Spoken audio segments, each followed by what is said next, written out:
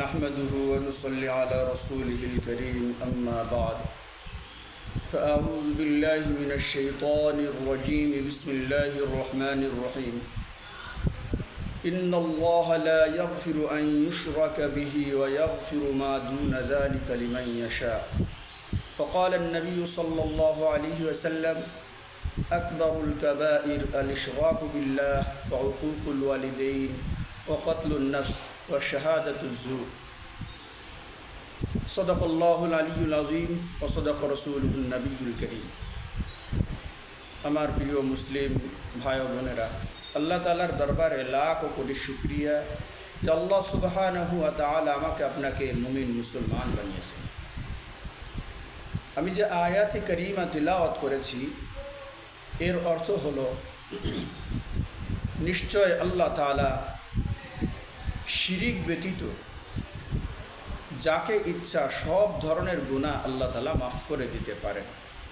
ইন্নাল্লাহা লা ইয়াগফিরু আন ইউশরাকা বিহি, যে শিরিক করবে তাকে আল্লাহ তাআলা মাফ করবেন না।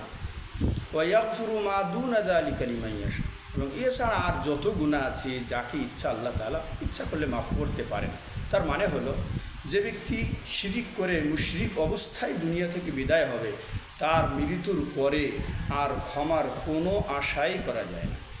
শিরিক কারা করে? মুমিন মুসলমান ব্যতীত আল্লাহ দুনিয়ায় যত ধর্ম আছে, বর্তমান যুগে আমাদের নবীজি সাল্লাল্লাহু আলাইহি ওয়াসাল্লামের আগমনের পর আল্লাহর দুনিয়ায় মুমিন মুসলমান ব্যতীত আর যত ধর্ম আছে সব ধর্মের মানুষেরাই আল্লাহ তাআলার সঙ্গে শিরিক করে। কেউ ইহুদি হয়ে তারা শিরিক করতেছে, কেউ খ্রিস্টান হয়ে তারা আল্লাহর সাথে শিরিক করতেছে, কেউ অমুসলিম হয়ে তারা আল্লাহর সাথে বিভিন্ন দেব দেবীদেরকে পূজা করে আল্লাহর সাথে শিরিক করতেছে। এরা যদি শিরিক অবস্থায় মারা যায়, তওবা না করে মারা যায়, মুমিন মুসলমান না হয়ে মারা যায়, আল্লাহর রসুল সাল্লাল্লাহু আলাইহি ওয়াসাল্লাম এবং আল্লাহ তাআলা কোরআনে কারীমে আল্লাহর রসুল সাল্লাল্লাহু আলাইহি ওয়াসাল্লাম হাদিসে পাকে বারবার এ কথা বলেছেন, মুশরিকের ঠিকানা হলো জাহান্নাম, ওয়া মাওয়াহুম জাহান্নাম, তাদের ঠিকানা হলো জাহান্নাম।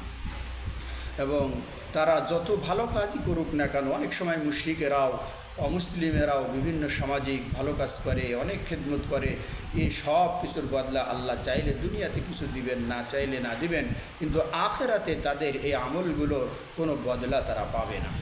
আমার প্রিয় ভাইয়ের, আল্লাহ তাআলার বড় শুকরিয়া, আল্লাহ আমাদেরকে মুমিন মুসলমান বানিয়েছেন। আলহামদুলিল্লাহ, আলহামদুলিল্লাহ, আলহামদুলিল্লাহ।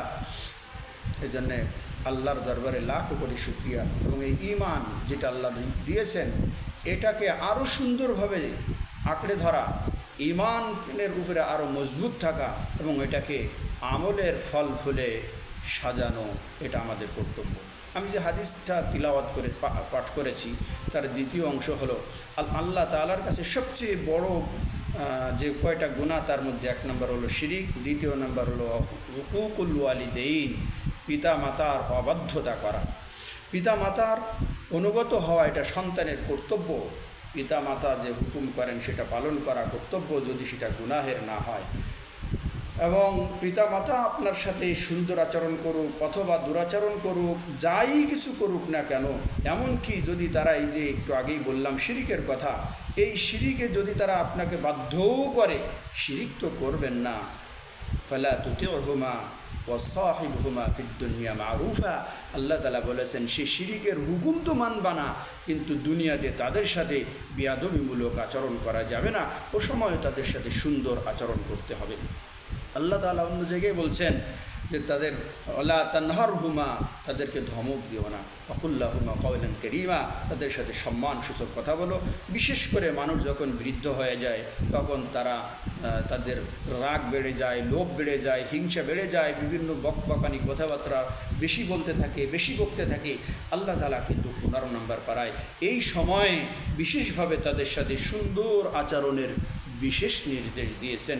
আপনারা মনে চাইলে 15 নম্বর পারা 3 নম্বর পৃষ্ঠা ফাইম্মা ইয়াবলুগান্না ইনদাকাল কিবার আহাদুহুমা আও কিলাহুমা, এই আয়াতের তরজমা ও তাফসীর দেখে নিতে পারেন। আমার প্রিয় ভাইরা, আমার পাঠকৃত হাদিসের তৃতীয় অংশ হলো ওয়াকাতলুন নাফস, মানুষ হত্যা করা। অন্যায়ভাবে মানুষ যদি কেউ একজনকে হত্যা করে, আল্লাহ তাআলা বলেন সে কেমন যেন সারা দুনিয়ার মানব জাতিকে হত্যা করলো, এবং যাকে হত্যা করা হয় তার যত গুনাহ সেই সমস্ত গুনাহ এই হত্যাকারীর আমলনামায় ট্রান্সফার করে দেওয়া হয়, এবং যে হত্যা করে, মানুষ হত্যা করলে তার ঠিকানা জাহান্নাম, আল্লাহর গজব। এজন্যে রাগ হলে রাগের বশবর্তী হয়ে কারোর মাথায় বাড়ি না দেওয়া, কাউকে হত্যা না করা, কাউকে জানে শেষ না করা, প্রয়োজন হলে আপনি আইনের আশ্রয় নিয়ে তাকে সুন্দর উপযুক্ত শাস্তির ব্যবস্থা আপনি করতে পারেন। ওয়াকাতলুন নাফস ওয়া শাহাদাতুজ জুর, এবং মিথ্যা সাক্ষ্য দেওয়া।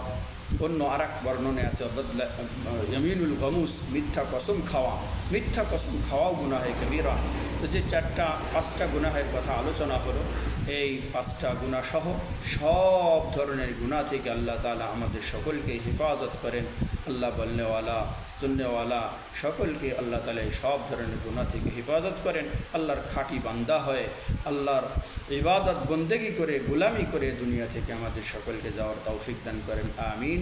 ওয়া আখিরু দাওয়ানা আলহামদুলিল্লাহি রাব্বিল আলামিন।